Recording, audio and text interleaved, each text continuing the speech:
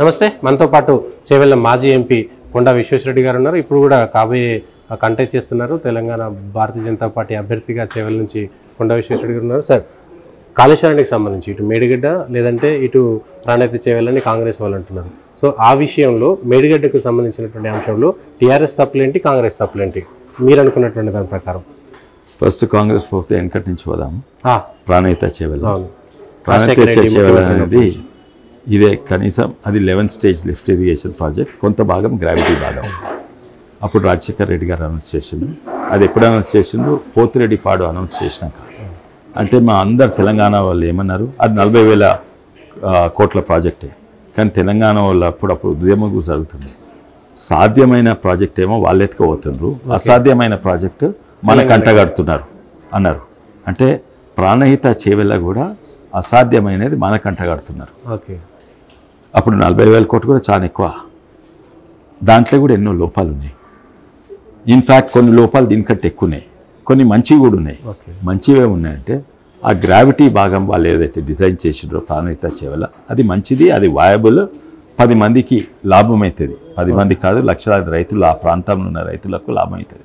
ఇక్కడ తుమ్మడియాటి నుంచి శ్రీపాద ఎల్లంపల్లి వరకు అంతవరకు లాభం అవుతుంది. మళ్ళీ దాని తర్వాత ఈ సేమ్ ఎత్తిపోతలనే ఇదే టెక్నాలజీ ఇదే. ఇంకోటి దీనికి ఇంకా 2 ఫేజ్లు ఎక్కువ ఎక్స్ట్రా. అంటే ఇది 9 స్టేజ్ ఉంటే అది 11 స్టేజ్ ఎత్తిపోతల. అప్పుడు దానివల్ల క్యాలిక్యులేట్ చేసినా కూడా అప్పుడు కూడా అందరు అన్నారు, నేను కూడా అన్నాను, ఇది చేవెళ్ళకి వచ్చే వరకు 2 లక్షల రూపాయలు ఎకరానికి ఒక పంటకు 1 ఎకరానికి అవుతుంది.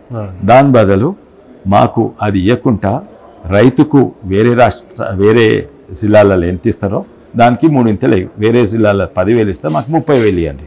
అయినా కూడా మీకు సస్తా పడుతుంది, అయినా కూడా మీకు 2 లక్షల కరెంటు బిల్ అది. అయితే ఈ రైతులను వేరే తీరేస్తుందండి, ఎందుకంటే ఇది ఎత్తైన ప్రాంతము. దీంట్లో డ్రైల్యాండ్ అగ్రికల్చర్ ప్రమోట్ చేసి చేవెళ్ళ పండిన పంటకు సాగునీరు ఉండదు. అందుకే వీటికి మద్దతు ధర, బోనస్, వరైనా ఏదైనా బోనస్లు ఎక్కువ చేయండి, మా రైతులను ఆదుకోండి.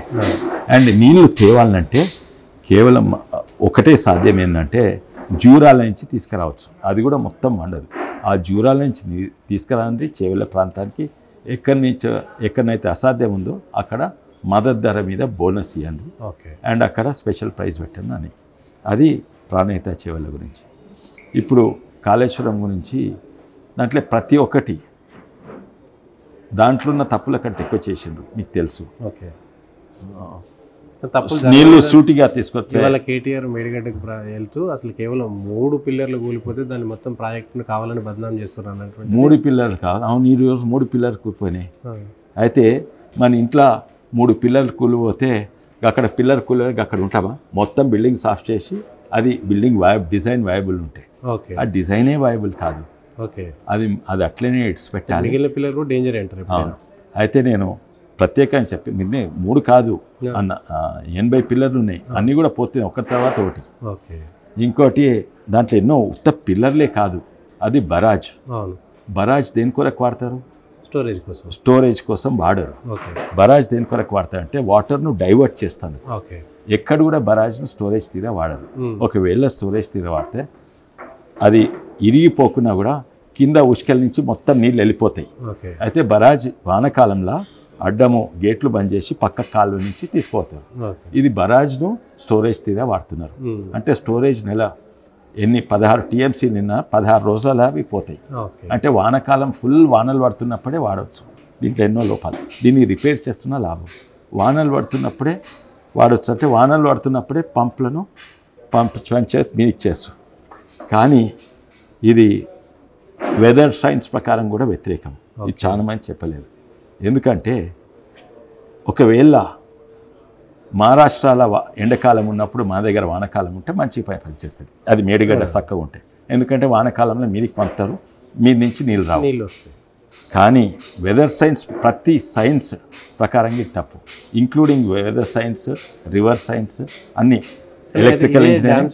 అయితే ఏమవుతుందంటే వానకాలంలో వీళ్ళు మీదికి పంపితే వానకాలం అదే టైం మీ నుంచి కిందికి వస్తాయి. ఎన్నోసార్లు చూసిండ్రు. వీళ్ళు మీదికి పంప అక్కడి నుంచి రాగా ఇక్కడ మళ్ళీ వదిలిపెట్టారు. అట్లయితున్నది. ఇది ప్రతి సైన్స్ ప్రకారంగా చూసిన electrical engineering, mechanical engineering, civil engineering, irrigation hydrology ఏ విధానంగా చూసినా దీంట్లో ఎన్నో తప్పు. ఇది నేరుగా డ్యామ్ సేఫ్టీ అథారిటీ వాళ్ళు ఈ మాట చెప్పారు. అయితే డ్యామ్ సేఫ్టీ అథారిటీ కూడా రాజకీయ ప్రేరేపితమైనది, అది కేంద్ర ప్రభుత్వం రాజకీయ ప్రేరేపితంతో చేసింది అనేది కేటీఆర్ ఆరోపణ. నిన్న కేటీఆర్ ఇంజనీర్ కాదు, ఆయన పోయి ఏమి ఇన్స్పెక్ట్ చేస్తాడు? ఇప్పుడు ఆయన కూడా ఆయన తండ్రి తీరుగా తయారవుతున్నాడు. తండ్రి అన్నిట్లా సివిల్ ఇంజనీరింగ్, ఇరిగేషన్లో అన్ని ఎక్స్పర్ట్. ఇప్పుడు కొడుకు కూడా అదే అడుగుజాడలు నడుస్తుండు. అట్లే ఈయన కూడా ఎక్స్పర్ట్. తలా తోక తెలియదు, టెక్నాలజీ గురించి తెలియదు. అది ఇంజనీర్లకు ఇన్స్పెక్టాలి. రాజకీయంగా పోతలేడా ఇప్పుడు అక్కడ? అయితే ఎట్లా అయితే రోహిత్ వేములాది అదేమంటారు పొలిటికల్ టూరిజం అయిందో యూనివర్సిటీ ఆఫ్ హైదరాబాద్, మేడిగడ్డ కూడా నేను అనుకున్న కనీసం టూరిజం అయితే ఇది పొలిటికల్ టూరిజంగా తయారైంది. ఈయన కూడా ఈయన తీసుకోయిండ్రు. అయితే ఇది ఓన్లీ ఒక చిన్న భాగం. ఇది తోకను పట్టుకునేందుకు మొత్తం కాళేశ్వరంను చూడండి. కాళేశ్వరం మొత్తం సిస్టమిక్ డిజైన్ లోపం అండ్ ప్రతి కాంపోనెంట్ లోపం, రిజర్వాయర్స్ అయినా పంప్స్ అయినా టనల్స్ అయినా ఎన్నో లోపాలు ఉన్నాయి. ఇది ఇప్పటి వరకు ఉదాహరణంగా కొండపోచమ్మ సాగర్ ఎంతో ఫ్యాన్ఫేర్ తోటి సెలబ్రేషన్స్ తోటి అది ఇనాగ్రేట్ చేసిన 5 ఏళ్ళు అయినా ఇప్పటి వరకు దాన్ని నింపగలుగుతలేరు. ఒకవేళ నింపితే పక్క నుంచి నీళ్ళు పోతున్నాయి. అండ్ ఒకవేళ నింపితే జస్ట్ దాన్ని నింపేందుకు 4,000 కోట్లు 3,000 కోట్లు అవుతున్నాయి. అయితే not only technically, not only ఆర్థికంగా అన్వయబుల్, అన్ని విధానంగా అన్వయబుల్. అది అయితే మొత్తం దాన్ని రివ్యూ చేయాలి. నాట్ మేడిగడ్డ లోపాలు ఇప్పుడు మొత్తం తెలంగాణ వాసులందరికీ తెలిసింది. నేను చూపెట్టినా కూడా ఫస్ట్ మిస్టేక్ ఏంటంటే అది రిజర్వాయర్ తీర వాడొద్దు, అది బరాజ్ తీర వాడాలి. నేను ఒక స్పూన్ను కత్తి తీర వాడితే ఎట్లుంటుంది అట్లా. కానీ ఓవరాల్గా కాళేశ్వరం భవిష్యత్తు అంత మొత్తం ప్రాజెక్టు భవిష్యత్తును అంటే ఎన్ని 1,25,000 కోట్ల పెట్టుబడి పెట్టి దాన్ని వాడుకోకుండా ఎట్లా మరి వృధా కాదంటారా? వృధా అయింది. అందుకే ఇప్పుడు కాంగ్రెస్ ప్రభుత్వము ఆ మేడిగడ్డ ఏంట వాడితే నేను సీఎం గారు అపాయింట్మెంట్ కూడా తీసుకున్నా కానీ ఇవ్వలేదు. నేను ఇరిగేషన్ మినిస్టర్ ఉత్తమ్ కుమార్ రెడ్డి గారిని 15 మినిట్స్ తీసుకుంటే గంట సేపు టైం ఇచ్చిండు, మాట్లాడినాము. మీరు కాళేశ్వరం ఆ మేడిగడ్డ ఎంట పడితే మీకు టెక్నికలీ మేడిగడ్డను రిపేర్ చేయని ఎంట పడితే అది మీకు టెక్నికలీ తప్పు అండ్ రాజకీయంగా తప్పు. ఎందుకంటే టెక్నికలీ ఎందుకు తప్పు అంటే ఒక ఉపయోగమైన దాన్ని ఖరాబ్ అయితే దాన్ని రిపేర్ చేస్తే లాభం, అది యూజ్లెస్ దాన్ని రిపేర్ చేస్తే ఏం లాభం? అది రిపేర్ చేసినా అది లాభం ఉండదు. అది టెక్నికలీ. పొలిటికలీ ఎందుకు తప్పు మీరు దారిలో పోతున్నంటే మీరు దాన్ని రిపేర్ చేస్తుందంటే అది ఉపయోగం అయింది అంటే కేసీఆర్ చేసింది మంచిదే. పాపం 2-3 పిల్లర్లు పోయినాయి, దాన్ని 2-3 పిల్లర్ చేస్తే. అయితే రాజకీయంగా కూడా వాళ్ళు రిపేర్ చేయబోతే కేసీఆర్ డిజైన్ ఎండోర్స్ చేస్తున్నది. రాజకీయంగా తప్పు అండ్ ఇది. కానీ వాళ్ళకు ఢిల్లీ నుంచి ఆదేశాలు ఉన్నాయి ఏంటంటే కేసీఆర్ టీఆర్ఎస్ పార్టీని బచాయించాలి, దాన్ని చంపేయవద్దు. కాంగ్రెస్ నుంచి ఆ కాంగ్రెస్ ఇక్కడున్న కాంగ్రెస్ నాయకులు 90% అదే ఉన్నది. ఎందుకంటే ఇంక్లూడింగ్ సీఎం గారికి. ఎందుకంటే మీరు చూసిన కదా కేసీఆర్ని కాపాడుతుంది 100%. ఎందుకంటే చూసిన కదా పాత సీఎం కొడుకు ఎంత దారుణంగా ఈయనను ఇబ్బందులు పెట్టిండు. మధ్యరాత్రి పోయి దర్వాజాలు ఎరగొట్టి దంపతులను ఉన్నా కూడా వాళ్ళని గుంజుకొని అరెస్ట్ చేసుడు, తర్వాత సొంత ఫ్యామిలీల ఎంగేజ్మెంట్, సొంత డాటర్ ఎంగేజ్మెంట్కు పోయి హ్యాండ్ కఫ్స్తో తీసుకుపోయిండ్రు. తర్వాత తను అరెస్ట్ చేయడం, నన్ను 15 మినిట్స్ ఇచ్చిపెట్టిండ్రు. తనను 10 రోజులు పెట్టి 10-15 రోజులు పెట్టి 2-3 రోజులు సాలిటరీ కన్ఫైన్మెంట్. అయినా కూడా వీళ్ళకేమో ఎట్లయినా ఈ అరాచకాలు, లక్షలాది కోట్లు, 7 లక్షల లోన్లు అప్పుడు కాంగ్రెస్ పార్టీ అధికారం లాగానే వీళ్ళ పని చూసుకుందామని. కానీ అధికారంలో వచ్చినాక వీళ్ళు రెడీ ఉన్నారు కానీ పాపం వీళ్ళ మాట అధిష్టానం వింటలేదు. ఎందుకు ప్రత్యేకంగా అంటే రాహుల్ గాంధీకి కేసీఆర్ మీద ప్రత్యేక ప్రేమ లేకున్నా కూడా మెయిన్ కారణం ఏంటంటే ఈ లాస్ట్ 25 ఏళ్ళలో ఎక్కడనైతే డైరెక్ట్ బీజేపీ అండ్ కాంగ్రెస్ పోరాడుతుందో అక్కడ బీజేపీకి అడ్వాంటేజ్ ఉన్నది. అందుకే కేసీఆర్ కాపాడితే ఒక సేఫ్టీ బఫర్ ఉంటుందని వాళ్ళు రాహుల్ గాంధీ వాళ్ళు వీళ్ళకేమో ఉన్నది. వీళ్ళు ఎంత మంచోళ్ళు ఉన్నా, ఎంత మంచి ఉద్దేశాలు ఉన్నా కూడా వాళ్ళ పార్టీ ఏమో మీరు కాపాడమంటే తన్నే చెప్పిండు. ఇంత ఇబ్బందులు పెట్టినా కూడా మీరన్న దానికి సిబిఐ ఎంక్వైరీ చేయాలని రేవంత్ రెడ్డి గారు పిసిసి అధ్యక్షుడు సిబిఐ యాంటీ కరప్షన్ ఎన్నో ఉన్నాయి. లేకుంటే మొత్తం ప్రాజెక్టును రివ్యూ చేయవచ్చు, ఒక ఇండిపెండెంట్ కమిటీని పెట్టి. తర్వాత సిబిఐ కాదు, యాంటీ కరప్షన్ ఉంది, సిట్ పెట్టవచ్చు. సిట్ ఇట్స్ పెట్టిండ్రు, యాంటీ కరప్షన్ ఇట్స్ పెట్టిండ్రు. అండ్ మాకు సిబిఐకు పర్మిషన్ ఇస్తలేరు, తీసుకొని జ్యుడిషియల్ ఎంక్వైరీ. జ్యుడిషియల్ ఎంక్వైరీ అంటే 30 ఏళ్ళు హాలిడే ఇస్తున్నారు కేసీఆర్. 30 ఏళ్ళు మీరు క్షేమంగా ఉండండి, ఏం కావద్దని చెప్తున్నారు. నిజంగానే ఉంటే ఇమీడియట్లీ యాంటీ కరప్షన్ పెడతారు, లేకుంటే సిట్ పెడతారు, లేకుంటే మాకు ఉత్తరం రాస్తారు. ఎందుకంటే తెలంగాణ చట్టం ఉంది, సిబిఐ ఎంక్వైరీ కావాలంటే అది కేసీఆర్ పెట్టిన చట్టం, దాన్నే కొనసాగిస్తున్నారు. ఎన్నో కేసీఆర్ పెట్టినా ఇంకా కొనసాగుతుంది. ఇప్పుడు మీరు డైరెక్ట్గా ఇన్వెస్టిగేట్ చేయడం లేదు సిబిఐకి ఇక్కడ లేదు. దీని విషయంలో వీళ్ళు లెటర్ రాస్తే చేస్తారు. ఓకే, కానీ మొత్తానికైతే కాంగ్రెస్ కాపాడుకుంటుంది టీఆర్ఎస్ని 200% కాపాడుకుంటుంది. లేకుంటే సీఎం గారు అనుకుంటే ఒక్క నిమిషంలో 26 మంది ఇక్కడికి వస్తానికి తయారున్నారు, అక్కడనే ఆపి పెడుతున్నారు. ఓకే, కానీ కాంగ్రెస్ ఏం ఆరోపణ చేస్తుంటే బీజేపీ మా ప్రభుత్వాన్ని పడగొట్టేటువంటి ప్రయత్నం చేస్తుంది, కానీ బీజేపీ ఆటలు సాగవు, హిమాచల్లోనూ ఇంకేడో చేసినట్టు. ప్రభుత్వం పడగొట్టాలంటే ఒక్క నిమిషంలో పడగొచ్చు. ఆ 9,000 కోట్లు జనవరి లేకుంటే ఇప్పుడు కరెంట్ బల్బ్ వెలగదు. ఆ ఉన్న 2 ఎకరాల రైతులకు కూడా రైతు బంధు, రైతు భరోసా దొరకదు. అండ్ జీతాలకు, పెన్షన్లకు చక్క పైసలు ఉండదు. జనవరి సందే వాళ్ళ పతనం మొదలవుతుంది. కానీ కేసీఆర్ గారు అట్లా ప్లాన్స్, మోడీ గారు అటువంటి ప్లాన్స్ లేవు. ఉంటే మాత్రము మేము రాజకీయం కాదు, ఆర్థికంగా మేము ప్రత్యేకంగా టైట్ చేయలేదు. ఎఫ్ఆర్బిఎం హద్దులు దాటి ఎన్నో ఇంతలు పోయినరు, అయినా కూడా 9,000 కోట్లు ఇచ్చేదంటే తెలంగాణ ప్రభుత్వానికి అగేన్స్ట్ అవుతుందంటారా? కానీ అదే ముఖ్యమంత్రి రేవంత్ రెడ్డి గారు కేంద్రం నుంచి ఒక్క 200 కోట్లు కూడా వేలే కిషన్ రెడ్డికి మాట్లాడే అర్హత లేదు, బీజేపీకి మాట్లాడే అర్హత. నేను నిన్న మొన్ననే చెప్తా. ఓకే, నిన్న మొన్న నేను ఎన్నో తెచ్చిన, నేను హైవే తెచ్చిన. నేను ఉన్నప్పుడు, నేను టీఆర్ఎస్ ఉన్నా కూడా కేంద్ర ప్రభుత్వం ఇచ్చింది ఇక్కడికి ఎన్నో, ప్రతి హైవేలు ఇచ్చింది. 60 ఏళ్ళలో రాని హైవేలు ఈ లాస్ట్ 10 ఏళ్ళలో వచ్చినాయి. ఇన్ఫ్యాక్ట్ ఫస్ట్ 6 ఇయర్సే వచ్చాయి, 5 ఇయర్స్లో నేను ఉన్నప్పుడే వచ్చినాయి.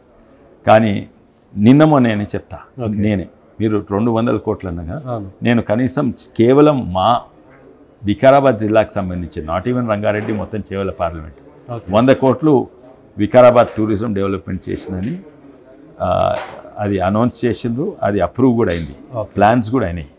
తర్వాత 25 కోట్లు మా Vikarabad railway station, just Vikarabad జిల్లాకే, జస్ట్ వికారాబాద్ 125 crores. తాండూరు కూడా చేస్తారు, అదో 25-30 కోట్లు. ఇవే లెక్కలు 1,00,000 ఇవే లెక్కలు అంటే 150,000 కోట్లు ఓన్లీ మా జిల్లా. అంటే మొత్తం తెలంగాణ నేను అనుకుంటా వేలాది కోట్లు వస్తున్నాయి. ఏది కొత్త ప్రాజెక్టు, ఇవి కాక ఏది మదర్ ధర, ఫర్టిలైజర్ సబ్సిడీ, ఉచిత బియ్యము, రూపాయి బియ్యం కాక. అయితే అవి మాట్లాడుతుంది కింద, అది ఉంటే వాళ్ళ గౌరవమే తగ్గిపోతుంది. మీరు చూసిండ్రు, లేకుంటే చాలా దుష్ప్రచారం చేయాలి, ఇట్లా కేసీఆర్ చేసినట్టు. రూపాయి బియ్యం నేనే వేస్తున్నా, ఉచిత బియ్యం నేనే వేస్తున్నా, మద్దతు ధర నేనే వేస్తున్నా, ఇవన్నీ కూడా. చెవిళ్ళలో సునీత రెడ్డి వచ్చిన తర్వాత బీజేపీకి కొంచెం బాగా ఇబ్బంది ఉందేమో? లేదు, బీజేపీకి ఏమి ఇబ్బంది ఉంది, ఎవరు వచ్చినా ఇది పోటీ. మొట్టమొదటి ఇక్కడ లోకల్ ఇష్యూస్ ఉంటాయి, లోకల్ ఇష్యూస్లో వాళ్ళకి మంచి పేరు లేదు. ఇంకోటి మహేందర్ రెడ్డికి ఎవరికి మంచి పేరు లేదంటారా? చాలా మటుకు మంచి పేరు ఉన్నాయి వాళ్ళకు, కొంత ఉన్నది పట్టు. ఇన్ఫ్యాక్ట్ నేను రాజకీయాలకు రాకముందు చాలా పట్టుండే. ఎవరికి? 2 ఫ్యామిలీస్లకు, పట్నంలోల ఫ్యామిలీస్లకు చాలా పట్టుండే, ఇంద్రారెడ్డి గారికి. అండ్ అక్కడ ఉండేది ఏంటంటే పార్టీ మొత్తం తెలంగాణ టీడీపీ కాంగ్రెస్ ఉంటే ఇక్కడ సైకిల్ కాంగ్రెస్ ఉండేది. అదే ఫ్యామిలీ. టీడీపీలు ఎంతమంది ఉంటారు, కాంగ్రెస్ ఎంతమంది ఉంటారు, మొత్తం రంగారెడ్డి జిల్లా, ఉమ్మడి రంగారెడ్డి జిల్లా పాలిటిక్స్ వాళ్ళ చేట్ల పట్టుండే. ఎవ్వరు కూడా ఎదగలేరు, ఎదిగినా కొంచెం ఎదిగేస్తారు. అయితే మధ్యలో 10 ఏళ్ళు బ్రేక్ అయింది నేను వచ్చినాక. మళ్ళీ అదే ప్రయత్నం చేస్తుండ్రు. ఏం ప్రయత్నం చేస్తుందంటే కాంగ్రెస్, కొంతమంది కార్లు ఉంటారంట, కొంతమంది కాంగ్రెస్ ఉంటారంట. అండ్ అది ప్రయత్నం చేస్తున్నారు. పొత్తు మాకుందా వాళ్ళకుందా? టీఆర్ఎస్ వాళ్ళకు. కాంగ్రెస్ అదే సేమ్ ఫ్యామిలీస్, కాంగ్రెస్. అయితే మొత్తం కాంగ్రెస్ వాళ్ళకి సపోర్ట్ ఇవ్వదలుచుకోలేదు, ఎందుకంటే వాళ్ళు ఉంటే ఎవరిని పైకి నెగలనియరని.